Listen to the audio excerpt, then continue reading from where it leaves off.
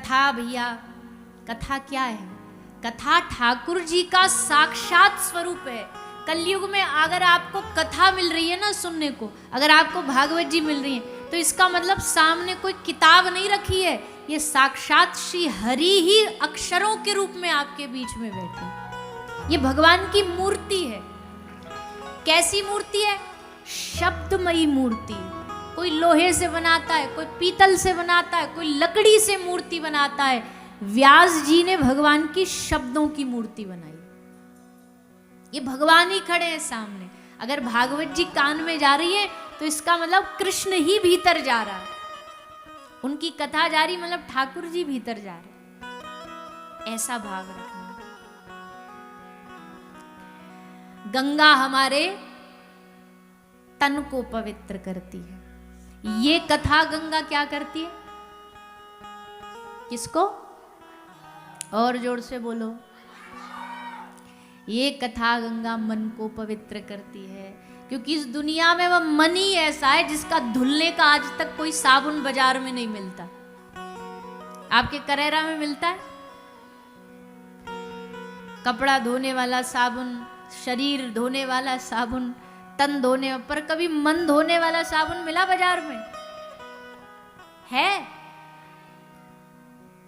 क्यों झूठ बोल रहे हो? है? कहां है?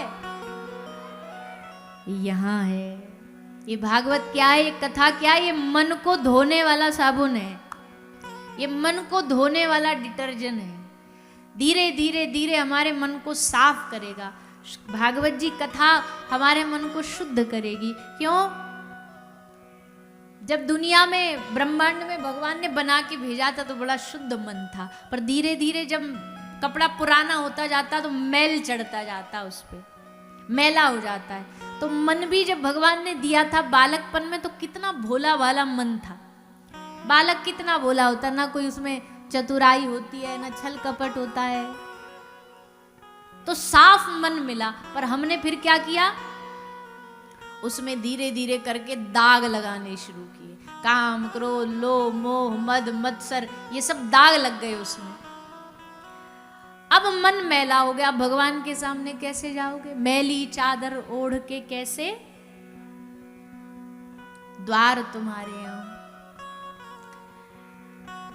अब उस मैली चादर को धोने के लिए तो कुछ चाहिए ना। तो शास्त्रों ने कहा, महंतों ने कहा, महापुरुषों ने कहा, हम तुम्हें भगवान की कथा दे करके जाएंगे। इस कथा को सुनो और अपने मन को स्वच्छ करो। तो ये 7 दिन का एक कोर्स है, ड्राई क्लीनिंग का कोर्स है। मन की ड्राई क्लीनिंग का, मन की सफाई करने के लिए भगवान की ये कथा हम सब लोग सुनते हैं। बाकी सारी दुनिया में सब चीज मिल जाएगी आपको। धन कमाने के लिए कहीं भी कमा लो, दुकान खोल लो, बिजनेस कर लो, जॉब नौकरी कर लो। आपको कहीं घूमना है, घूमने के लिए कहीं चले जाओ। दुनिया में बहुत रास्ते हैं सब चीजों के, पर मन की स्वच्छता का तो एक ही रास्ता है, भगवान का सत्संग, भगवान की कथा। और ये सत्संग भी कैसे मिलता है? आपके, हमारे अपने प्रयास से नहीं। हमारे ऊपर जब ठाकुर जी रीझते हैं, जब हमारे ऊपर भगवान कृपा करके लाड़ दुलार करते हैं ना, तब कोई जाकर के भगवान की कथा में आ पाता। चुनाव होते हैं, चुनाव में नेताजी को वोट देती है पब्लिक। पब्लिक जिनको इलेक्ट करती है उनको कुर्सी पर बिठाया जाता है, उनको विधानसभा लोकसभा में भेजा जाता है। जिनको पब्लिक इलेक्ट करती है वो लोकसभा विधानसभा में जाके बैठते हैं, पर जिनको हमारे गोविंद सिलेक्ट करते हैं वो उनकी कथा में आकर के बैठते हैं। भगवान जिनको सिलेक्ट करेंगे वो ही आएंगे कथा।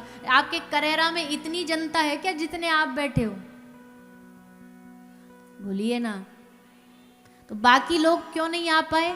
अपनी मर्जी से? बोले ना, यहाँ मर्जी नहीं चलती, यहाँ उसकी मर्जी चलती है। यहाँ ऐसे भी बहुत होंगे जिनका कार्यक्रम नहीं होगा आने का, जिनका प्लान नहीं होगा आने का, पर कैसे कैसे बनते बनते बनते आए ऐसे ही, कहीं इधर उधर आवाज सुन ली, आ गए, बैठ गए, भगवान की कथा सुनने मिल गई। और कई ऐसे भी होंगे जिन्होंने महीना भर से प्लान बना रखा होगा कि हम कथा सुनने जाएंगे, और जैसे कथा की तारीख नजदीक आई, भगवान कुछ ना कुछ ऐसे वो गुगली फेंक देते हैं। क्या बोले, दोस्त की बेटी की शादी आ गई, गए, अब खत्म। अच्छा, कथा में भी आ गए तो भी जरूरी थोड़ी है कि कथा सुनी पाओगे। कथा में भी आ गए, यहां बैठे भी हो, तो भी जरूरी थोड़ी है कथा सुन ही पाओगे। बोले कथा में आके कैसे नहीं सुन सकते? बोले भैया, यहाँ कथा से रोकने के बड़े बड़े पाप हमें घेरते हैं, रोकते हैं। तुलसी पूरब जन्म से हरि चर्चा न सुहाए। तुलसीदास जी कहते पूर्व के पाप के कारण हमको हरि चर्चा अच्छी नहीं लगती, कथा अच्छी नहीं लगती। तुलसी पूरब जन्म से हरि चर्चा न सुहाए, कै सोवे कै लड़भिरे कै घर को चलो जाए। कै सोवे, या तो कथा में आते ही कई लोगों को आदत है, कथा शुरू होती नहीं कि उनको मीठी मीठी नींद आने लग जाती है। ऐसी बढ़िया नींद उनको ना एसी में आती ना कूलर में आती, जैसी बढ़िया मजेदार नींद उन्हें कथा में आती है, मानो वैकुंठ मिल गया। ऐसा बढ़िया सोएंगे 3 घंटा, ना तो कोई बीवी जगाएगी ना बालक रोएंगे, कुछ नहीं, आराम से बस बैठे और आंखें बंद। अब इसमें ये भी आदमी नहीं समझ पाता कि आंख बंद करके ध्यान से सुन रहा है कि सो रहा है। और तुमने एक साथ डांट दो कि क्यों सो रहे हो, तो फटाक से बोलेगा नहीं हम ध्यान से सुन रहे हैं आंख बंद करके। अब कुछ कह भी ना सके तो कैसे सोवे। और चलो नींद नहीं आई तो लड़ भी रहे, लड़ जाएगा। कथा में आधा झगड़ा किस चीज का होता है?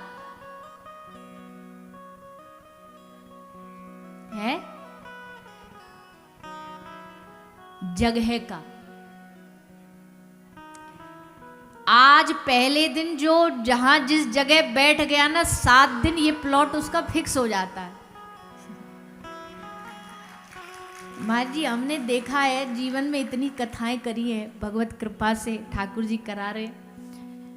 अक्सर अधिकतम जो श्रोता पहले दिन हमको जहां बैठा दिख जाए ना, वो 7 दिन एग्जैक्ट वहीं बैठा दिखता है अधिकतर। क्यों? मानव की मानसिकता ऐसी है मनुष्य की कि 7 दिन में ही वो अपनी जगह फिक्स कर लेता है कि ये मेरी है, हम यहीं मिलेंगे अब 7 दिन तक। और अगर गलती से उसकी जगह कोई दूसरा बैठ गया तो उसकी खैर नहीं, फिर कथा वथा नहीं सुनेगा और शायद बोले भी ना कुछ, पर आंखों से मार डालेगा, ऐसे घूर घूर के देखेगा। कथा उधर चल रही होगी और वो उन्हीं को घूर रहे होंगे कि आ गया यहाँ, हमारी जगह छीन ली। तो कै सोवे कै लड़ भी रहे, जगह के लिए लड़ाई कर लेगा। जगह के लिए लड़ाई ना भी हुई, चलो कोई संग वाला अच्छा मिल गया, उसने कह दिया अच्छा भाई तू बैठ जा, चल हम जा रहे हैं। कोई भोला भाला आ गया सीधा साधा, अब कहाँ लड़े? तो बोले जैसे कथा विश्राम होगी प्रसाद की लाइन लगेगी। फिर देखो उसमें तो हमको लगता है ये प्रसाद बांटा ही इसलिए जाता कथा के बाद, ये परीक्षा है कि बताओ कौन कौन पास हुआ कौन कौन फेल हुआ, कितनी कथा सुन के आयो। तब पता लगेगा जब प्रसाद की पंक्ति में लाइन में एकदम तसल्ली से आराम से धैर्य से। अगर वहां धैर्य ना रहा तो समझो ये व्यास जी जो 3 घंटा बोल के गए सब पानी बह गया, सब निकल गया। इसलिए प्रसाद विश्राम में बांटा जाता है कि देखो अब कितना तुम वहां लड़ लेगा।